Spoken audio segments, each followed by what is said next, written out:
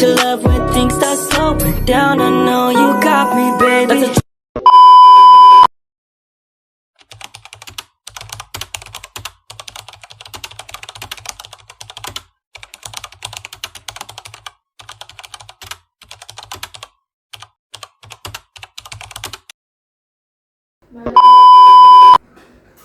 Assalamualaikum warahmatullahi wabarakatuh. Waalaikumsalam warahmatullahi wabarakatuh. Gimana kabarnya anak-anak? Alhamdulillah luar biasa. Baik, sebelum kita mulai pelajaran, Amel silakan pimpin doa. Doa dimulai. Bismillahirrahmanirrahim. Raditu billahi rabba wa bil islami dina wa bi Muhammadin nabiyya wa rasula. Rabbi zidni ilma warzuqni fahma. Amin. Hari ini ada yang tidak masuk. Banyak Bu. Nanti langsung ini ya, dicatat. Ibu absen dulu ya. Ya Bu. Siti Melia, Adira. Misbahani, Adira Ibu. Hesti Rahmawati, Adira. Fasihatun Hafizoh. Adira Bu. Lengkap Bu. Baik, masuk semua ya. Ya Pak, Pak Bu. Ibu akan membawakan materi tentang Al-Kulliyatul Al-Khamsah. Apa sih pengertian Al-Kulliyatul Al-Khamsah? Apa ya Bu? Kuliah. Anak kuliah kan Bu? Di sini Ibu akan menjelaskan tujuan pembelajaran Ibu, yaitu yang pertama, peserta didik mampu menganalisis konsep dasar Al-Kulliyatul Al-Khamsah, mengurutkan stratifikasinya secara tepat, serta membedakan metode pemeliharaannya. Yang kedua, dari aspek afektif yaitu peserta didik menumbuhkan sikap toleransi, peduli sesama, dan tanggung jawab moral dan apresiasi terhadap hak hidup serta keamanan individu di masyarakat. Lalu untuk aspek psikomotorik, peserta didik terampil merancang skema contoh implementasi nyata dari 5 prinsip dasar hukum Islam dalam memecahkan isu sosial kehidupan kontemporer. Lalu ke pengertian, definisi dan konsep utama dari Al-Kulliyah Al-Khamsah. Definisi secara bahasa dan syarat, yaitu Al-Kulliyah Al-Khamsah secara bahasa berarti 5 prinsip dasar dalam disiplin usul fikih, yaitu ini merujuk kepada 5 tujuan vital yang wajib dipelihara demi tegaknya kemaslahatan hidup manusia di dunia sekaligus kebahagiaan di akhirat. Lalu korelasi maqasid syariat merupakan ruh utama penetapan hukum Islam syariat yang diturunkan untuk merealisasikan kemaslahatan hakiki dan mengantisipasi sekaligus mengeliminasi segala bentuk kerusakan mafsadat.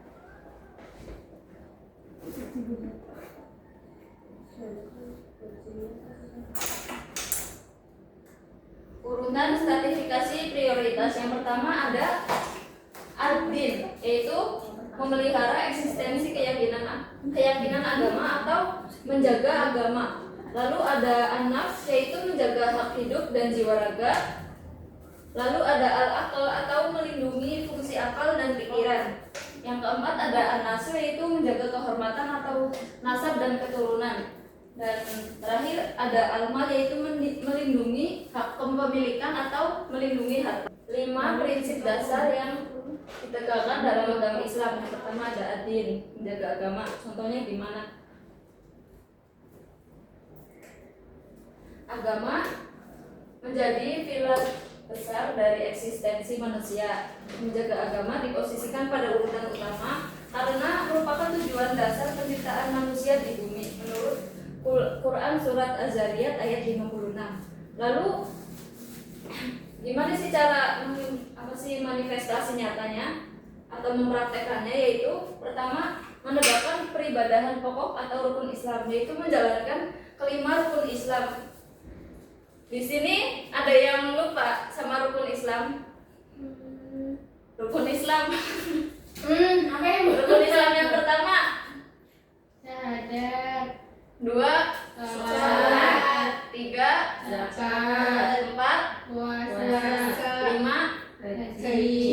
naik haji. Lalu berdakwah secara bijak dan damai. Lalu ada sikap toleransi antar umat beragama, menjaga kemurnian akidah umat Islam. Yang kedua ada hifdzun nafs atau menjaga jiwa.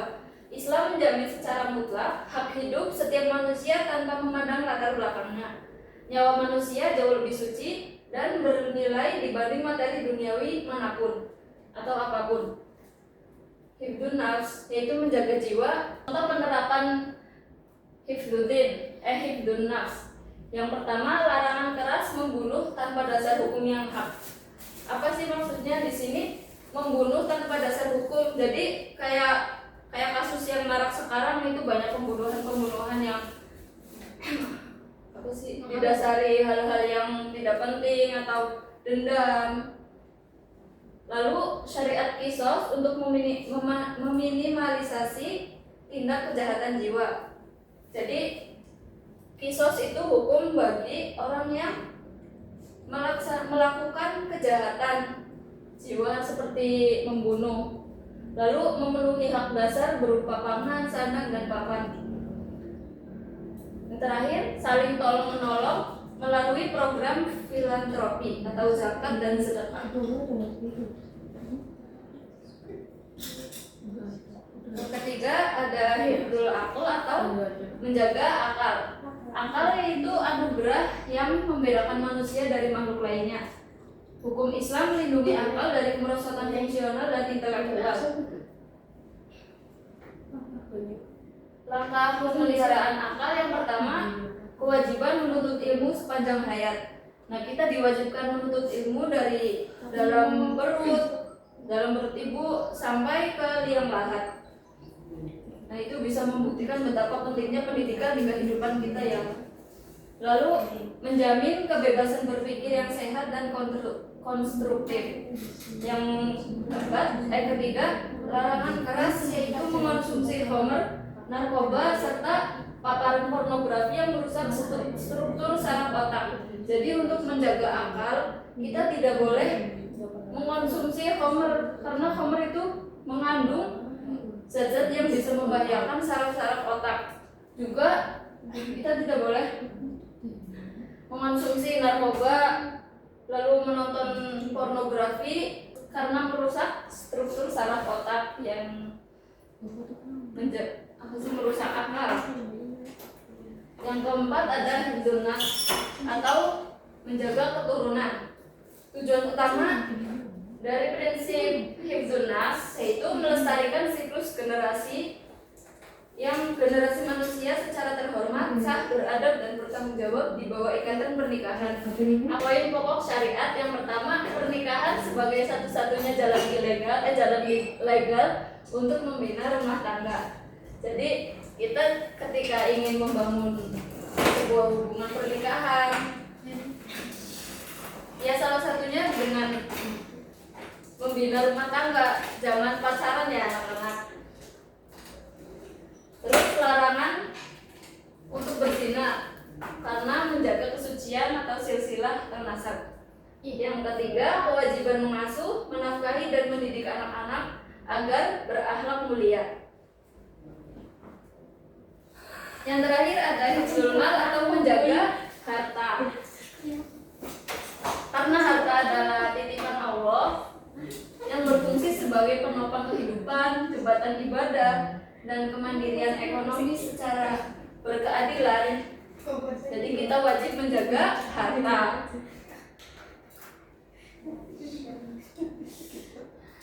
Kita hidup juga butuh harta, mati juga butuh harta. Jadi kita wajib menjaga harta.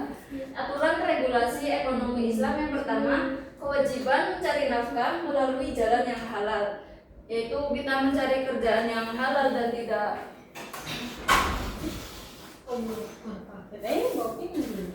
lalu ada larangan menipu, mencuri, korupsi, dan manipulasi pasar. Ini haram hukum didapat dari hasil mencuri, korupsi, dan manipulasi pasar itu haram hukumnya ya teman-teman. Lalu melarang praktik riba, penimbunan barang, serta monopoli dagang. Ini haram hukumnya karena dari uang yang dihasilkan dari kegiatan ini, riba dan semacamnya itu tidak baik. Lalu ada penerapan pencatatan atau administrasi utang piutang.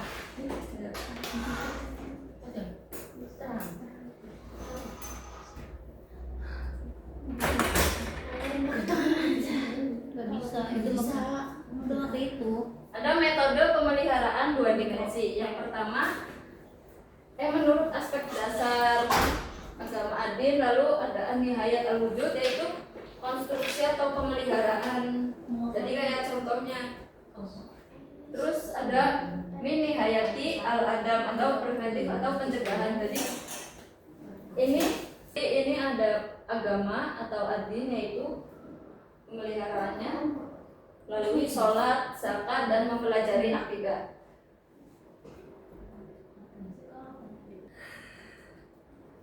Lalu pencegahannya yaitu hukuman bagi penoda agama atau yang murtad. Lalu kedua ada hifdun nafs, yaitu menjaga jiwa. Yang pertama dengan makan dan minum halal untuk bertahan hidup. Untuk pencegahannya hukuman kisos dan larangan bunuh diri.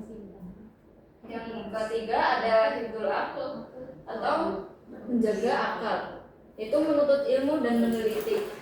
Lalu pencegahannya yaitu sanksi bagi produsen atau konsumen minuman keras, itu harus dikenakan sanksi. Yang terakhir ada hifdul mal atau menjaga harta dengan jual beli atau bekerja secara produktif dan bekerja dengan cara yang halal. Pencegahan bagi perilaku, sanksi hukum kurungan atau potong tangan bagi pencuri.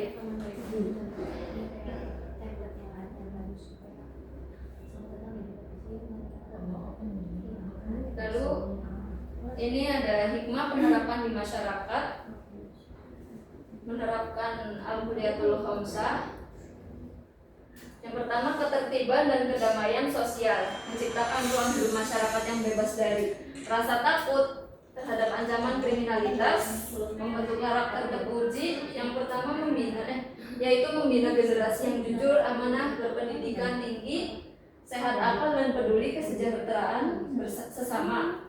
Lalu ada jaminan hak asasi universal, yaitu memastikan bahwa kebutuhan hidup yang paling mendasar dilindungi secara adil bagi setiap negara. Lalu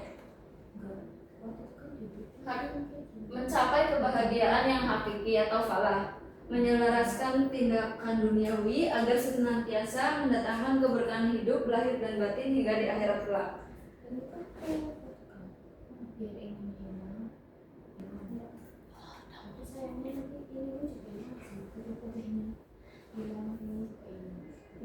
Jadi dari materi yang Ibu sampaikan nanti nanti Ibu akan memberikan permainan di akhir. Baik Bu. Nanti kalian buka HP-nya masing-masing ya. Ya Bu.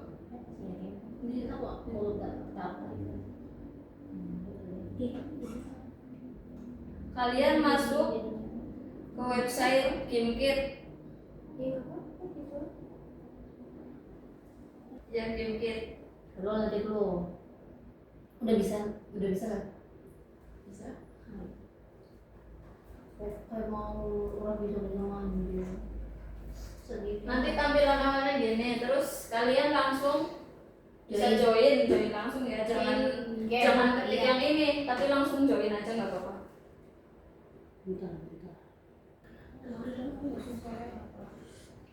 Ini Bu atur waktunya 3 menit ya.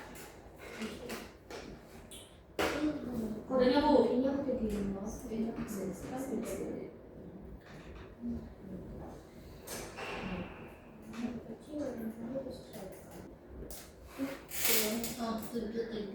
Nanti tampilannya kayak gini, kalian langsung masukin aja kode yang ada di sini. 3 enggak. Cantik sekali. Kodenya. Iya. Secret. Ini gak bisa masuk. Secret. Siapa secret? Tanya. Aku. Oh iya, bintang yang udah masuk situ sih. Sacil nih. Oh no, you lost connection. Oi. Belum. Ini baru 2 orang yang nanti di sini ada buat jalan ya, sama di sini juga ada nanti. Terus misalnya kalian nggak bisa jalan, itu berarti kalian harus menjawab soal dulu. Di sini nanti ada muncul questions apa ya? Answer the question. Ya, nanti kalian kalau nggak bisa jalan berarti saya sudah nyampe situ. Aku lost connection mulai. terus. Nanti semisal kalian nggak bisa masuk, nggak bisa jalan di sini, nanti ada answer question itu untuk menjawab soal. Lalu harus jadi kayak isi energi menjawab soal dulu. Iya. Udah masuk semua ya? Sini ada 4 orang. Tapi gue jangan. Aku dijatuhin mulu. Awas nabrak boy. Nggak bisa jalan guys. Ya masih loading lagi, aku ketinggalan deh. Kok bisa kan? Oh, ada sih hijau. Tergantung gimana kepribadiannya. Ini kenapa? Oh, jamnya di sini. Aku masih lost contact. Oh, aku udah lebih dulu kalian. Nyong maju nyong. Anjay, asal. Ya Allah, jangan teman-teman. Ya, itu orek. Kok jatuh lagi aku? Kamu mau dimana? Ya tuh ya Allah. Lihat lah. Berarti energinya masih kalau masih Cara apa? Oh, di situ. ya ini lancar. Astagfirullah. Bisa loncat, Bu, ya Allah. Sinyalnya bosok, Bu. Oh, susah, Bu. Gak bisa, nih. Sinyalku bosok sekali. Lost connection mulu. Oh, ini udah. Bisa sampai ya? Nyong maju. Sinyal ngepost gitu, Bu. Nyong lagi apa? Nah, ini bisa nih. Semedi tuh, Bu, semedi. Ya Allah, tembok tinggi lagi. Weh. Oh, susah kenyang. Gak bisa dong. Gak bisa naik dong. Gak bisa. Waktunya habis. Weh, aku nih. Aku nol. Dia bilang nol. Aku nol. Skor. Menang sama mana? Kok aku yang 3? Loh, wow. Jawab. Aku dari tadi jawabin deh. Berapa meter? Udah lari-lari. Udah 3 meter. Kebanyakan loading sinyal. Ini soal yang udah dijawab. Weh. Gimana gamenya anak-anak? Susah. Seru. Sinyalnya ya, kendala sinyal. Iya. Nyawa mau ingin aku dia. Bisa. Iya nyonge, angel nyonge. Kenapa nyong namanya? Oke, materi kali ini Bu cukupkan. Untuk minggu depan kita lanjut di materi tentang tokoh-tokoh Islam yang tokoh-tokoh penyebaran Islam di tanah Jawa.